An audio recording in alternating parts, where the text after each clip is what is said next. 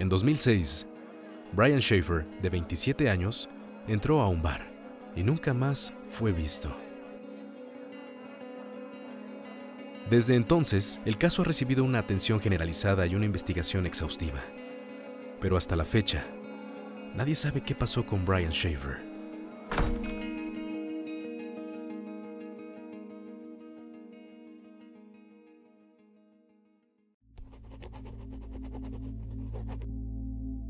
Cuando terminaron las clases el viernes 31 de marzo de 2000, comenzaron las vacaciones de primavera para Brian Shafer, estudiante de medicina en la Universidad Estatal de Ohio.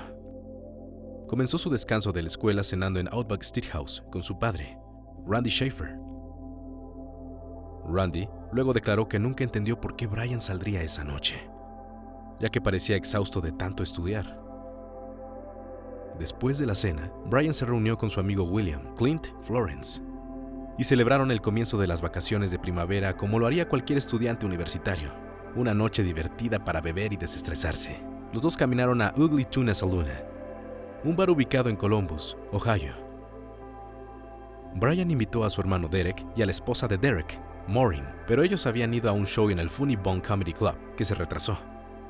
Salieron del show cansados y decidieron conducir directamente a casa, pasando de largo la invitación de Brian. Alrededor de las 10 de la noche, Brian llamó a su novia Alexis Wagoner, quien también es estudiante de segundo año de medicina en la misma universidad. Ella y Brian tenían programado volar a Miami el lunes por la mañana, así que decidió visitar a su familia en Toledo antes de partir. Después de su llamada con Alexis, Brian y Clint fueron de bar en bar y visitaron varios lugares cercanos como Short North Tavern y Rollers Bar.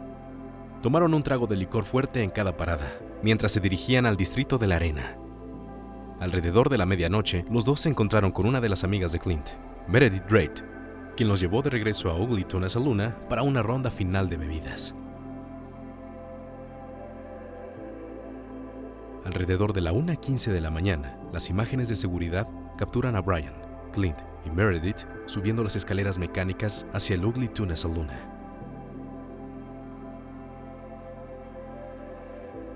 En algún momento después de esto, Clint y Brian están afuera del bar hablando con dos chicas, Amber Rick y Rickton Satko.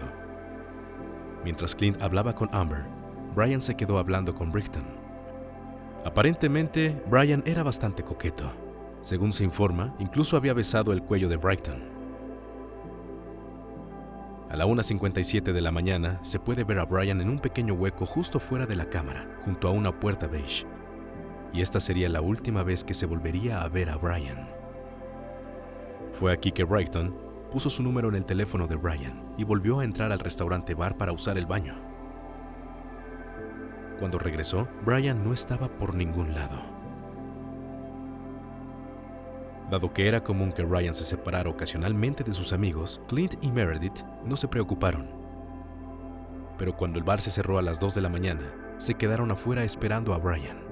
Asumieron que Brian debió haber vagado a casa. Después de todo, su departamento solo estaba ubicado a unas pocas cuadras de distancia. Nunca volvió a aparecer. Brian perdió su vuelo a Miami el lunes siguiente y fue declarado oficialmente desaparecido.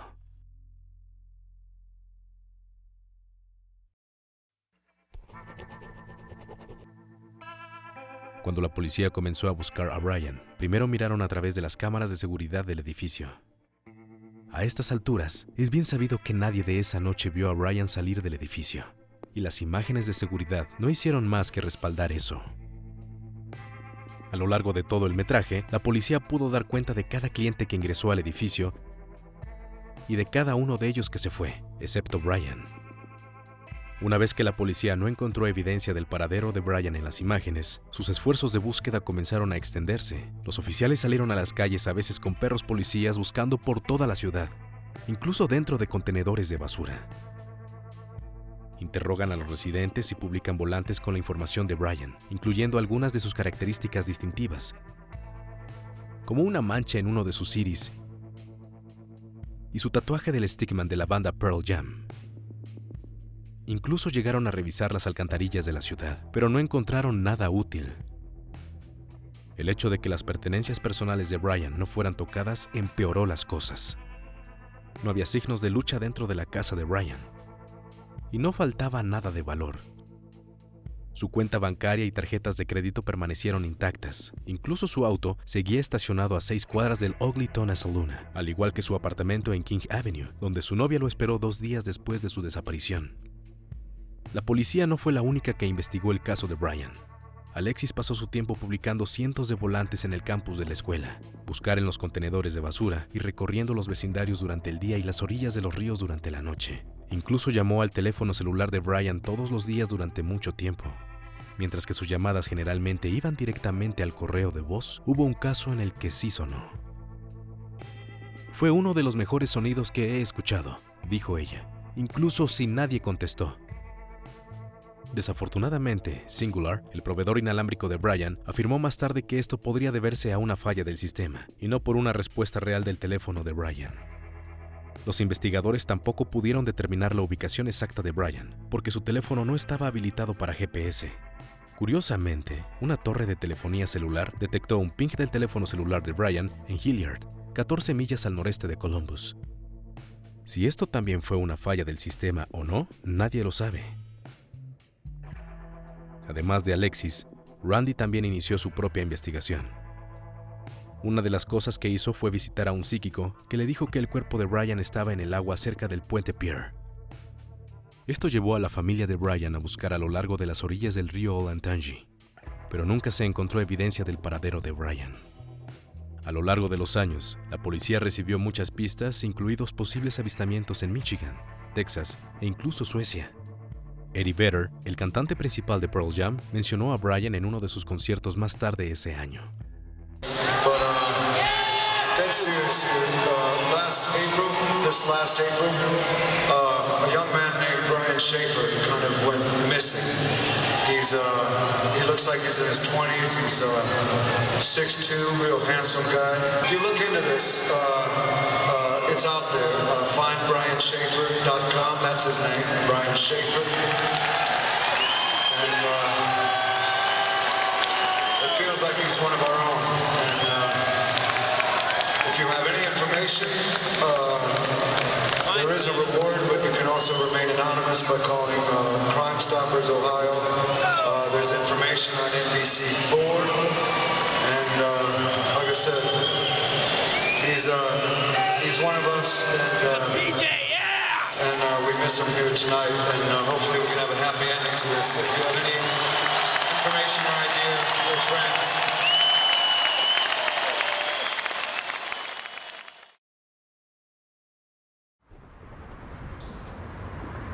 So you can see it's quiet, you know, and imagine at 2 a.m., 3 a.m., you know, the bar was probably packed, but around here, especially if it was under construction, there's a really good chance, you know, no one would be here. So there's a parking garage right behind it. So here is the east side of the building that he disappeared in from. Parking garage. Here's one emergency exit. So this could have been one of the doors that he came out of. Fire pump room. There's another emergency exit. But there's the other emergency exit. This is the one that they think he could have went out of.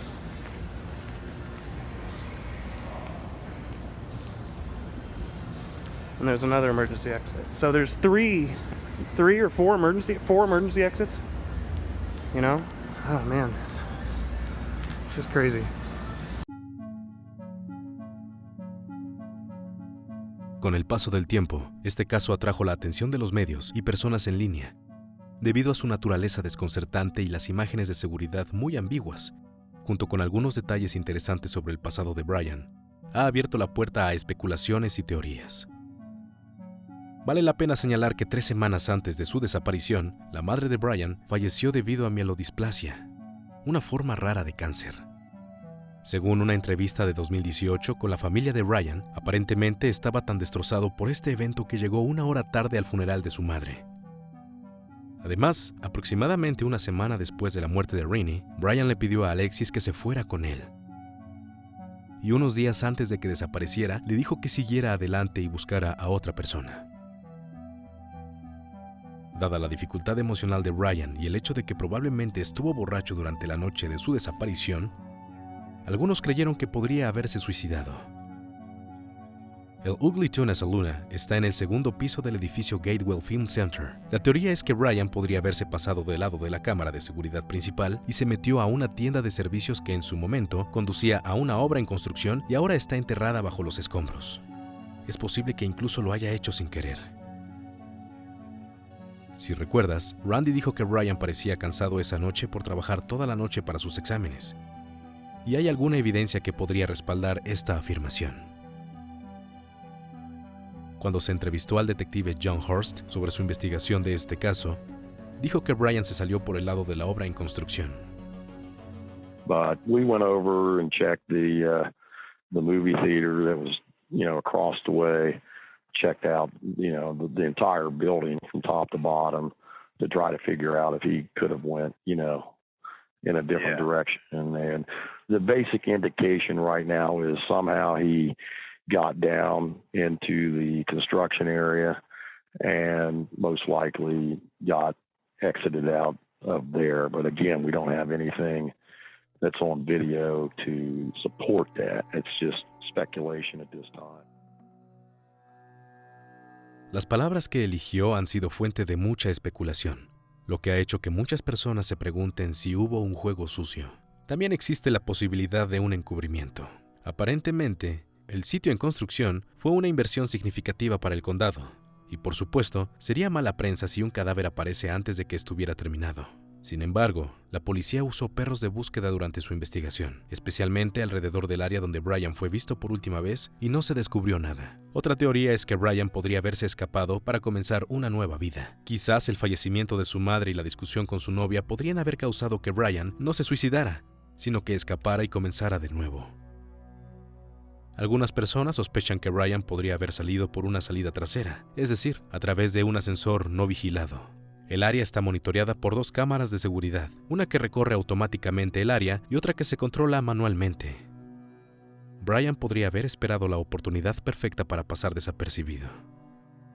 Una vez más, hay muy poca evidencia para respaldar esta afirmación, pero hay al menos alguna. Cuando la madre de Brian falleció, según los informes, recibió $20,000 del seguro de vida, lo que podría haber ayudado a escapar. Además, según Dan Schaffer, Brian era capaz de pasar por cambios repentinos, o como él lo plantea, podría pasar por los extremos. En 1999 estaba muy metido en las fiestas y bebía, hasta que se metió con las reglas de tránsito y pasó 3 días en prisión. Después de eso, cambió por completo. Dejó de beber y se fue a hacer ejercicio durante unos 6 meses. Esto podría sugerir que Brian no era ajeno a los cambios radicales en el estilo de vida. Brian también tocó la guitarra como parte de una banda durante la preparatoria. Incluso durante sus años en la universidad, había mencionado que su objetivo principal en la vida era tener su propia banda de música. Para ser más precisos, una vez comentó en su cuenta de MySpace, «Todo esto del doctor es solo un trabajo temporal hasta que reúna a mi banda y grabemos nuestro disco». Lo que podría sugerir el motivo. Quiero decir, ¿podría la muerte de su madre llevarlo a tales extremos? Probablemente no. Sin considerar lo popular que tiene este caso, sería extraordinariamente difícil para Brian esconderse del público. Además, a pesar del fallecimiento reciente de su madre, las personas cercanas a Brian dijeron que estaba manejando el dolor bastante bien y que tenía planes ambiciosos para el futuro. Él y Alexis tenían programado partir a Miami ese lunes. El viaje era en realidad un regalo que su madre les había dado la Navidad anterior. Alexis, junto con muchos de sus amigos y familiares, creían que Brian planeaba proponerle matrimonio durante sus vacaciones. De hecho, más tarde uno de los compañeros de trabajo de Rennie confirmó que Brian había estado hablando con su madre sobre pedirle la mano a Alexis. Es un poco dudoso que Brian decidiera tirar todo esto por la borda. Al final del día, Brian era un estudiante prometedor con un futuro brillante.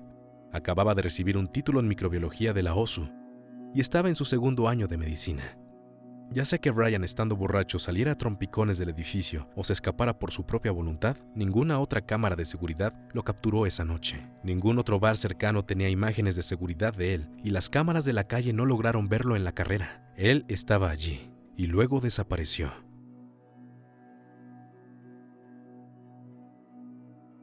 Han surgido otras teorías que van desde el asesinato hasta la participación de drogas e incluso el asesino de la cara sonriente. Desde finales de la década de 1990 hasta la década de 2010, una serie de hombres, en su mayoría blancos, en edad universitaria, fueron encontrados muertos en cuerpos de agua en todo Estados Unidos, a menudo después de salir de fiestas o bares. La mayoría de estos hombres eran estudiantes en forma, populares y exitosos. Sin duda, Brian encaja bien en esta descripción, pero la policía y el FBI han descartado esta posibilidad tras su investigación.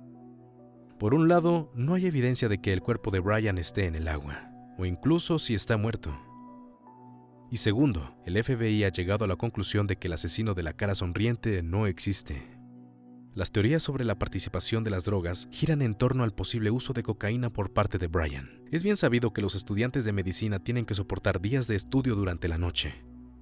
Y algunas fuentes afirman que sus drogas preferidas son estimulantes como la píldora legal, Adderall, o el polvo ilegal, la cocaína. Se especuló que Brian pudo haber comprado cocaína esa noche durante su visita a los bares, y posiblemente el traficante se dio cuenta de que Brian tenía mucho dinero en efectivo, lo que podría haber llevado al posterior asesinato de Brian Schaefer. Recuerda que todo esto son solo especulaciones. Es virtualmente imposible confirmar si Brian estaba metido o no en las drogas sin que alguien lo reconozca. Hay una última teoría que es bastante interesante. Mientras la policía investigaba el caso, interrogaron a quienes habían visto a Brian esa noche y les pidieron que se sometieran a pruebas de detección de mentiras. Meredith Reid y Randy Schaefer ambos tomaron la prueba sin problema. Clint, sin embargo, se negó. Hasta ese momento, Clint había cooperado con la policía durante la investigación. Sin embargo, cuando se le pidió que hiciera una prueba de detector de mentiras, rápidamente consiguió un abogado, y desde ese momento se negó a participar más en la búsqueda de Brian. Según su abogado, Neil Rosenberg, Clint no tomó la prueba del detector de mentiras porque ya les había dicho a los oficiales todo lo que sabía, y no veía el valor de hacerlo todo de nuevo. No debería sorprender que este sea un comportamiento extremadamente sospechoso por parte de Clint. Además, Clint es la única persona que afirma que Brian, de hecho, regresó al bar.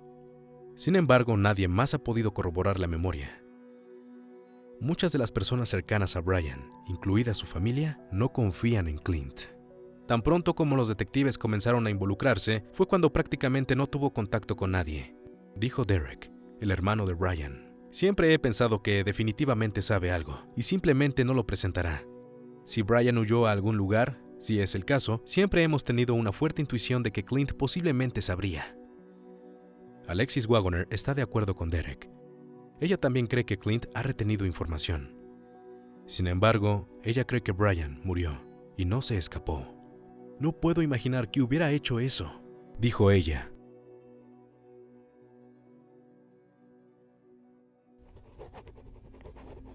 Dos años después de la desaparición de Brian, su padre, Randy, falleció en lo que podría considerarse un extraño accidente. En septiembre de 2008, Randy estaba en su casa en el centro de Ohio, limpiando escombros durante una fuerte tormenta de viento, cuando una rama de un árbol cercano se rompió y cayó sobre él, matándolo. Al día siguiente, los vecinos encontraron su cuerpo y llamaron a la policía.